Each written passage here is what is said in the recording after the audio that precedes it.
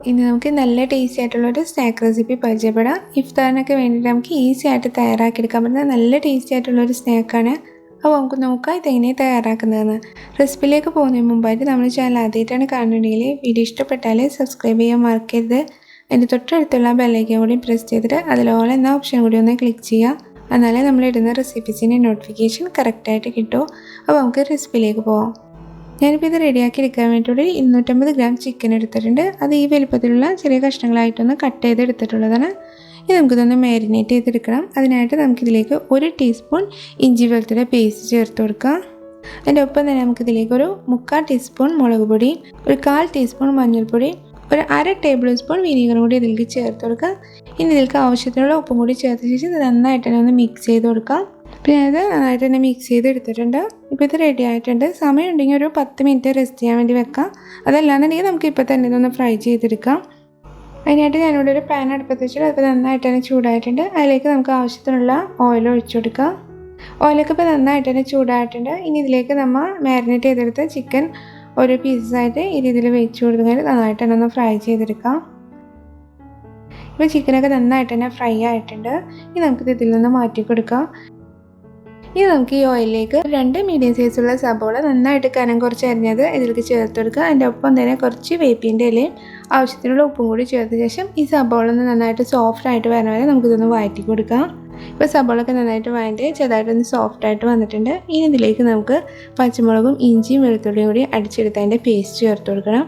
ഇതൊരു 4 പച്ചമുളകും ഒരു മീഡിയം സൈസിലുള്ള ഇഞ്ചിയും ഒരു 7 അല്ലി വെളുത്തുള്ളി നന്നായിട്ടൊന്ന് അടിച്ചെടുത്തതാണ്.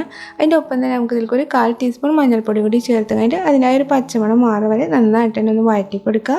പിന്നെ നമ്മൾ ഇതിൽ എരിവിന് വേണ്ടിയിട്ട് പച്ചമുളക് മാത്രമേ ചേർക്കുന്നുള്ളൂ, വേറെ മസാലപ്പൊടികളൊന്നും ചേർത്ത് കൊടുക്കണില്ല. അപ്പോൾ നമ്മൾ എരിവ് അനുസരിച്ച് അഡ്ജസ്റ്റ് ചെയ്തിട്ട് പച്ചമുളക് ചേർത്ത് കൊടുക്കാൻ നോക്കാം. അപ്പോൾ ഇത് നന്നായിട്ടൊന്ന് വഴറ്റി വരുന്ന സമയം കൂടെ നമുക്ക് ഇതിലേക്ക് വേണ്ടിയിട്ട് കുറച്ച് ചിക്കനൊന്ന് പൊടിച്ചെടുക്കണം. നമ്മൾ ഫ്രൈ ചെയ്തെടുത്ത ആ ചിക്കനിൽ നിന്ന് ഒരു 6-7 പീസ് ചിക്കൻ ഞാൻ എടുത്തിട്ടുണ്ട്. അപ്പോൾ അത് നമുക്ക് ജസ്റ്റ് ഒന്ന് മിക്സിയിലിട്ട് ജസ്റ്റ് ഒന്ന് ക്രഷ് ചെയ്തെടുക്കാം. ബാക്കി ഒരു 10-15 പീസോളം ഞാൻ മാറ്റി വെക്കേണ്ടത്, അത് നമുക്ക് പിന്നീട് ആവശ്യമുണ്ട്. അപ്പോൾ ഇത് ഞാൻ നന്നായിട്ട് തന്നെ പൊടിച്ചെടുത്തിട്ടുണ്ട്. ഇപ്പോൾ നമ്മുടെ മസാല നന്നായിട്ട് തന്നെ വഴറ്റി വന്നിട്ടുണ്ട്. അപ്പോൾ നമ്മൾ ഈ പൊടിച്ചെടുത്ത ഈ ചിക്കൻ ഈ മസാലയിലേക്ക് ചേർത്തിട്ട് നന്നായിട്ട് തന്നെ ഒന്ന് വഴറ്റി കൊടുക്കാം. അത് നന്നായിട്ടൊന്ന് വഴറ്റിയതിന് ശേഷം നമുക്കിതിലേക്ക് ഒരു 3/4 ടീസ്പൂൺ ഗരം മസാലപ്പൊടി, 1 ടീസ്പൂൺ നാരങ്ങയുടെ നീരും പിന്നെ കുറച്ച് മല്ലിയിലയും കൂടി ചേർത്തിട്ട് നന്നായിട്ട് തന്നെ ഒന്ന് മിക്സ് ചെയ്ത് കൊടുക്കാം. മല്ലിയില കുറച്ച് അധികം ഇട്ട് കൊടുക്കാൻ നോക്കാം. അപ്പോൾ നല്ലൊരു ടേസ്റ്റ് ആയിരിക്കുള്ളൂ. ഇത് നന്നായിട്ടൊന്ന് മിക്സ് ചെയ്ത് കഴിഞ്ഞാൽ നമുക്ക് തീ ഓഫ് ചെയ്യാം. അപ്പോൾ ഇതും റെഡി ആയിട്ടുണ്ട്. ഇനി നമുക്കിതിലേക്ക് വേണ്ടത് ഒരു 3 വലിയ ഉരുളൻകിഴങ്ങാണ്. ഇത് ഏകദേശം ഒരു 1/2 കിലോ ഉരുളൻകിഴങ്ങുണ്ട്. അപ്പോൾ അത് നന്നായിട്ടൊന്ന് വേവിച്ചതിന് ശേഷം ഒട്ടും കട്ടില്ലാണ്ടിരിക്കാൻ വേണ്ടിയിട്ട് ഒന്ന് ഗ്രേറ്റ് ചെയ്ത് എടുത്തിട്ടുള്ളതാണ്. ഇനി നമുക്കിതിലേക്ക് നമ്മൾ റെഡിയാക്കിയെടുത്ത മസാല ചേർത്ത് കഴിഞ്ഞിട്ട് ഈ ഉരുളൻകിഴങ്ങിൽ അത് നന്നായിട്ട് തന്നെ ഒന്ന് മിക്സ് ചെയ്തെടുക്കാം. ഉരുളൻകിഴങ്ങിൻ്റെ എല്ലാ ഭാഗത്തും ഈ മസാല ആവുന്ന വിധത്തിൽ നന്നായിട്ട് തന്നെ മിക്സ് ചെയ്ത് കൊടുക്കണം. പിന്നെ ഈ സ്റ്റേജിൽ ഉപ്പ് നോക്കിയിട്ട് ഉപ്പ് കുറവുണ്ടെങ്കിൽ ഉപ്പും ചേർത്ത് കൊടുക്കാം. ഇപ്പോൾ ഇതും റെഡി ആയിട്ടുണ്ട്. അപ്പോൾ ഇനി നമുക്കിതൊന്ന് സെറ്റ് ചെയ്തെടുക്കാം. അപ്പോൾ അതിനായിട്ട് നമ്മൾ റെഡിയാക്കിയെടുത്ത് ഈ മസാലയിൽ നിന്ന് കുറച്ച് ഈ രീതിയിൽ എടുത്ത ശേഷം ഈ ഒരു അളവിൽ എടുത്താൽ മതിയാവും. എടുത്ത ശേഷം കയ്യിൽ വെച്ച് ജസ്റ്റ് ഈ രീതിയിൽ നന്നായിട്ടൊന്ന് പരത്തി കൊടുത്തതായിട്ട് നമ്മൾ ഫ്രൈ ചെയ്തെടുത്ത ചിക്കനിൽ നിന്നൊരു പീസ് ഇതിൻ്റെ നടുവിലായിട്ട് വെച്ച് കഴിഞ്ഞിട്ട് ജസ്റ്റ് ഈ മസാല വെച്ച് ഈ ചിക്കനൊന്ന് കവർ ചെയ്തെടുക്കാം. ഈ രീതിയിൽ നന്നായിട്ട് തന്നെ ഒരു ബോൾ ഷേപ്പിലൊന്ന് കവർ ചെയ്തെടുക്കാം. അപ്പോൾ ഞാൻ ഈ എല്ലാ ചിക്കൻ പീസും മസാല വെച്ച് നന്നായിട്ട് തന്നെ കവർ ചെയ്തെടുത്തിട്ടുണ്ട്. ഇനി നമുക്ക് ഇതിലേക്ക് വേണ്ടത് ഒരു എഗ്ഗാണ്. അത് ഞാൻ ഒരല്പം ഉപ്പിട്ട് നന്നായിട്ടൊന്ന് ബീറ്റ് ചെയ്തെടുത്താണ്. പിന്നെ നമുക്ക് ഇതിലേക്ക് വേണ്ടത് കുറച്ച് കോൺഫ്ലെക്സ് ആണ്. അത് ജസ്റ്റ് കൈവച്ച് ജസ്റ്റ് ഒന്ന് ക്രഷ് ചെയ്തെടുത്തതാണ്.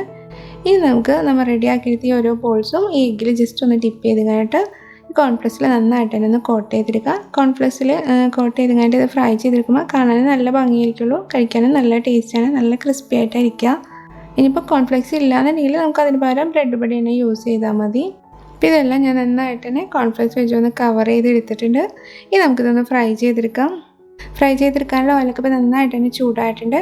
അപ്പോൾ നമ്മൾ റെഡിയാക്കിയെടുത്ത ഓരോ ബോൾസും ഇതിലേക്ക് ഇട്ടും കഴിഞ്ഞിട്ട് നന്നായിട്ട് തന്നെ ഒന്ന് ഫ്രൈ ചെയ്യുക. ഒരു മീഡിയം ഫ്ലെയിമിലിട്ടിട്ട് ഫ്രൈ ചെയ്തെടുത്താൽ മതി. ഈ ഒരു കളറാകുമ്പോൾ നമുക്കിത് മാറ്റി കൊടുക്കാം. ഇപ്പോൾ ഇത് റെഡി ആയിട്ടുണ്ട്.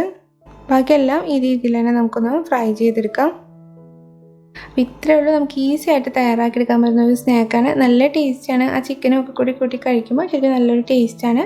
പറ്റുകയാണെങ്കിൽ എല്ലാവരും ട്രൈ ചെയ്തിട്ട് തീർച്ചയായിട്ടും നിങ്ങളുടെ അഭിപ്രായം അറിയിക്കുക. വീഡിയോ ഇഷ്ടപ്പെട്ടാൽ ലൈക്ക് ചെയ്യാൻ മറക്കരുത്. അപ്പോൾ നമുക്ക് വീണ്ടും വേറൊരു റെസിപ്പിയുമായി കാണാം. താങ്ക്